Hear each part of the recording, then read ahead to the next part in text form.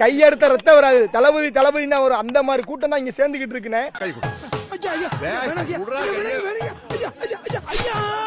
எங்க ஓடல உன்னை எல்லாம் தட்டில சோறு போட்டு தங்கில கட்டி வைக்கிறேன் நாய.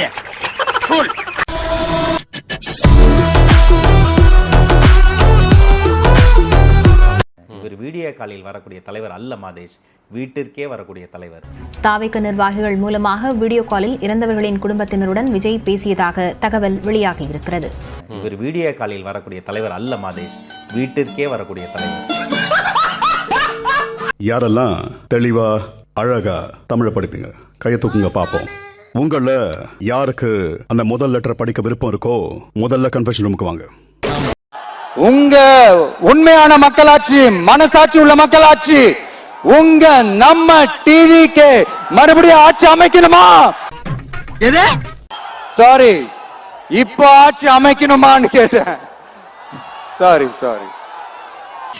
ஐயோ பாவம், அவரே கன்ஃபியூஸ் ஆயிட்டாரம்மா. காலையில சென்னை மாகாணத்தோட முதலமைச்சரா மாபெரும் மனிதர், அவருக்காக ஒரு மணிமண்டபம், தானிய சேமிப்பு கிடங்குகள், இவை உலர் களங்களுடன் கூடிய கொள்முதல் நிலையங்களுடன் முட்டை சேமிப்பு கிடங்குகள் அமைக்கணும்ன்ற.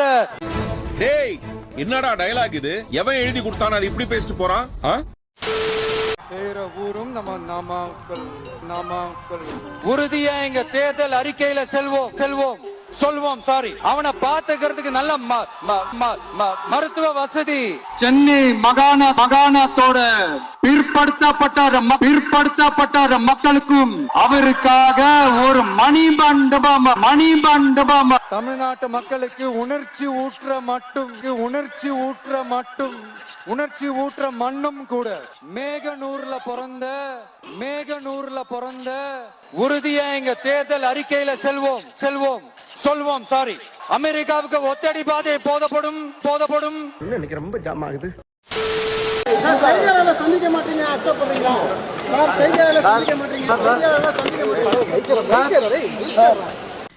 அவன் இன்னும் திருந்தல மாமா.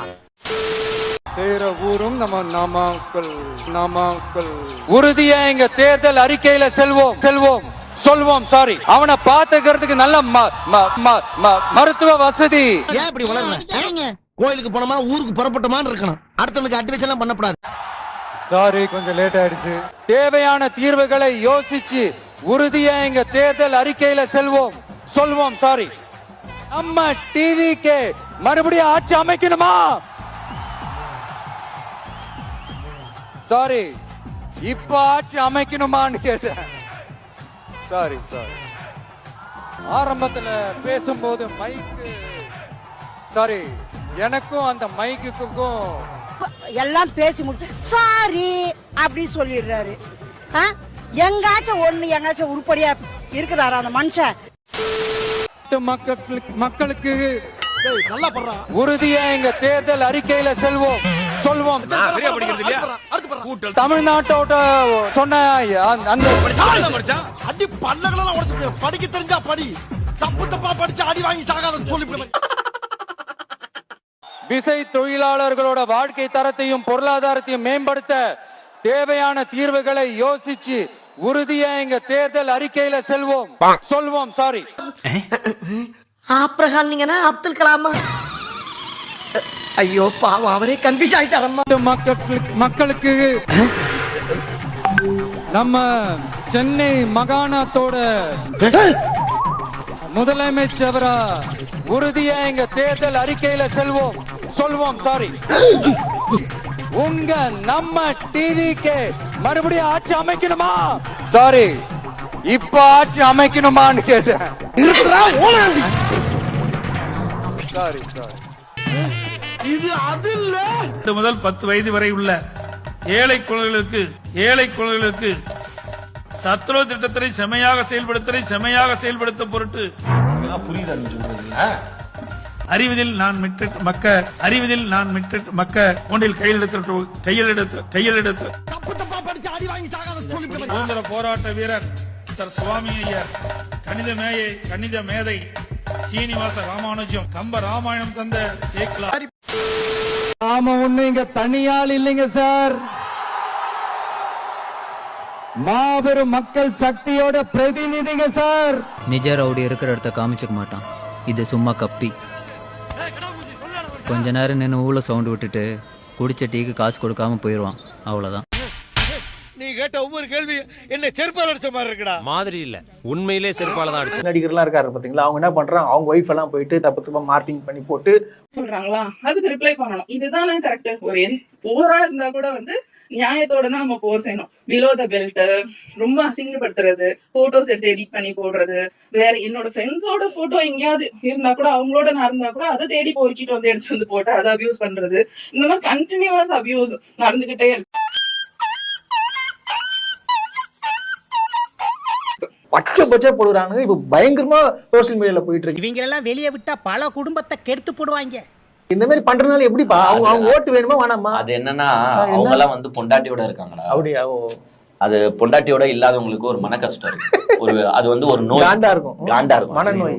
அப்ப நான் மட்டும் நான் இழுத்தவாடா, ராத்திரிலாம் படுத்தா தூக்கமே வர மாட்டேங்குது, வர கிழவுல வந்து வந்து சொல்ல மாட்டா. நயா அவர்லாம் வந்து ஃபேமிலியோட ஜாலியா ஊர் சுத்தின்னு இருக்காரு, குடும்பம் குழந்தை குட்டின்னு எல்லாம் ஒன்னா ஒத்துமையா இருக்காங்க. ஆனா நம்மளுக்கு இதெல்லாம் பாத்துட்டு எனக்கு உயிரோட இருக்க இஷ்டம் இல்ல. மருந்த குடிச்சு சாகலாம் போல தோணுது. போய் சேர வேண்டியதானே. மருந்த வாங்குற பயமா இருக்கு. இவர் வந்து அஜித் சார் ஃபேமிலியை கலாச்சாலோ இல்ல வேற ஃபேமிலியை கலாச்சாலோ எதுனா ஆயிடும். இல்ல இல்ல கலாய்க்கிறதுனால நல்ல பேர் கிடைக்குமா? குத்துவாங்கல 2026ல மூஞ்சில குத்துல மூஞ்சில நல்லா குத்துவாங்க. அப்போ உங்களுக்கு தெரியும் ராசா.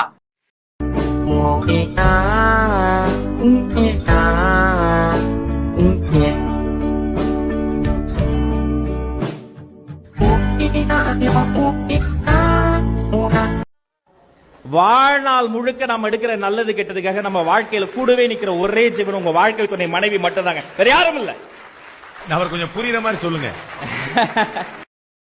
எங்க தளபதி கால் தூசி அவன வர மாட்டானுங்க. இந்த இடத்துக்கு கலைஞர் நகர் அப்படின்ட்டு வைக்கிறதா நான் கேள்விப்பட்டேன். அது மட்டும் பார்த்தாது, அந்த இடத்துல கலைஞர் அவர்களுக்கு ஒரு சிலை வைக்கணும்னு நான் ரொம்ப ஆசைப்படுறேன். உனக்கு எதை பத்தி அக்கறை இருந்திருக்கு? உனக்கு எதை பத்தி அக்கறை இருந்திருக்கு? உங்களை கடற்கரையில புதைக்க விட்டதே தப்பு. நீ இங்க மாதிரி பேனா வை, ஒரு நாள் நான் வந்து உடைக்கிறேன்.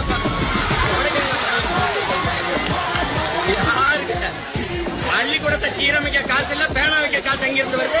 உனக்கு எங்க இருந்து வருது? ஏன் அண்ணா அறிவாலயத்து முன்னாடி வை, இல்ல நினைவிடம் கட்டிட்டு அதுல வை. கடலுக்குள்ளதான் பாரு 13 மீன்பிடி கிராமங்கள் பாதிக்கப்படும் என் மீனவ மக்களின் வாழ்வாதாரம். அதனால நாங்கள் கடலுக்குள்ள பேனா வைப்பதை எதிர்க்கிறோம். தாக்கி பேசுறது, மரியாதை இல்லாம பேசுறது, தரை குறைவா தகாத வார்த்தைகள்லாம் யூஸ் பண்ணி பேசு, அதுக்கெல்லாம் நாங்க இங்க வரவே இல்லை. Decent approach, decent attack. இங்க வா. ஐயா யாருக்காரப்பே அம்மா யாராவது முரட்டால ஓடிக்கிட்டு உன்னோட ஆளுங்க உன்னை பார்த்தா பயப்படுவாங்க, ஆனா என்னோட ஆளை பார்த்தா எனக்கே பயம். அங்க பாருங்கண்ணா. யாரா நீ திடீர்னு சொல்ற?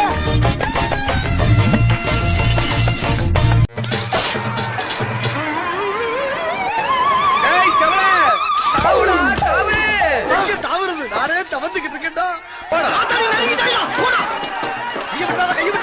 செத்தா உண்ணா சாவம். அதடி பாவாடா. ஐயோ ஊரு ஒண்ணு கூடிட்டாயப்பா. இருக்காத இதெல்லாம் கால் தட்டி விட்டு ஓடுறா. அத்தடி தெய்வமே, புயல் வேகத்துல போய்கிட்டு இருக்கேன். குறுக்கு எது மணலாரி வந்துடக்கூடாதா சாமி? எப்பா என்னடா இன்னைக்கு வித்தியாசமா விபூதி பூசிருக்க? இது விபூதி இல்ல, நம்ம கம்பெனி முத்திரை. கம்பெனி முத்திரையா? நம்ம எந்த கம்பெனில வச்சிருக்கோம்? ஏதோ அங்கு மார்க் நெய் கம்பெனி சொல்ற மாதிரி சொல்றாரு. ஏண்டா ராஜா, என்ன இந்த பக்கம் தனியா வந்திருக்க? உன்ன பாக்கத்தான் காலையில இருந்து ஊரு பூரா தேடிக்கிட்டு இருக்க. தலைவனுடைய முகத்தை பாருங்கப்பா, முதல்ல எங்க தலைவனின் சிரிப்பா பாருங்க. தலைவர் காலை பார்த்தாலே 2000 நாள் பார்ப்பான். தலைவர் 2 லட்சம் தடவை பார்ப்போம். அணை போட்டு ஆத்த வேண்டும், நான் தடுக்கலாம், சூத்த தடுக்க முடியாது.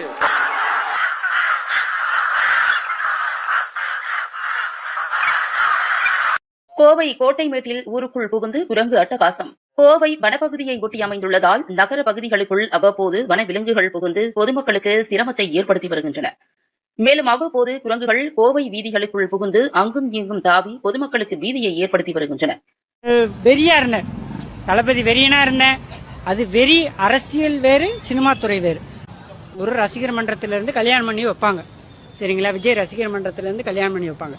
அப்ப அந்த கட்சியில இருக்க அந்த ரசிகர் மன்றத்துக்குள்ள இருக்கவங்களே அவங்க பொண்டாட்டியே கூட்டு வந்து தாலியை கட்டிட்டு அந்த 2 கிராம் நகையை வாங்கிட்டு போவாங்க. அப்பயே அவர் விஜய் ரசிகர், விஜய் நல்லவனா இருக்கலாம், அவர் பின்னாடி இருக்கவங்க நல்லவங்களா கெட்டவங்களான்னு பார்க்கணும்ல. அதை நீங்க ஏன் பார்க்க மாட்டீங்க? விஜய் ரசிகர் மன்றத்தில் இருக்க ஒவ்வொரு ஆளும் நல்லவனா கிடையாது. அதுல இருக்க மேல இருக்கவன் வந்து எல்லாமே ஊழல் தான் பண்றாங்க, சரிங்களா? அவன் தன்னோட பொண்டாட்டியை கூப்பிட்டு வந்து 2 கிராம் தங்கத்துக்கு, வெறும் 2 கிராம் தங்கத்துக்கு, அப்ப 2 கிராம் தங்கத்துக்கு அவன் பொண்டாட்டியை கூப்பிட்டு வந்து தாலி கட்டினவங்க இப்ப அரசியலுக்குள்ள வந்துட்டாங்கன்னா என்னென்ன ஊழல் பண்ணுவாங்க சொல்லுங்க. மானம் கெட்ட அயோக்கிய பள்ளிலாம், குழப்பத்தை புழுத்த வழியலாம், 4 பேர்ட்ட மூத்திரத்தை வாங்கி மடக்கு குடிக்க வேண்டியதானே? அவன் இருந்து போன நாற்காலியை கட்டி பிடிச்சி படம் எடுத்துக்கிட்டு இத பாக்குறவன், உலகத்துல பாக்குறவன் இந்த இனக்கூட்டத்தை கேடு கட்ட இனம் நினைக்க மாட்டானா? சொல்லுங்க. மானமும் வீரமும் உயிரென்று வாழ்ந்த ஒரு இனக்கூட்டம் இப்படி மானம் கட்டு போய் அவர் இருந்து எந்திரிச்சு போயிட்டாரு. அந்த உதல போய் உட்கார்ந்து படம் எடுத்துட்டு வருது. பைத்தியக்கார கூட்டம் நினைக்க மாட்டானாடா? ஒரு இனம் கேளிக்கைகளையும் பொழுதுபோக்குகளையும் அதிக நாட்டம் கொண்ட ஒரு இன மக்களை புரட்சிக்கு தயார் செய்ய முடியாது.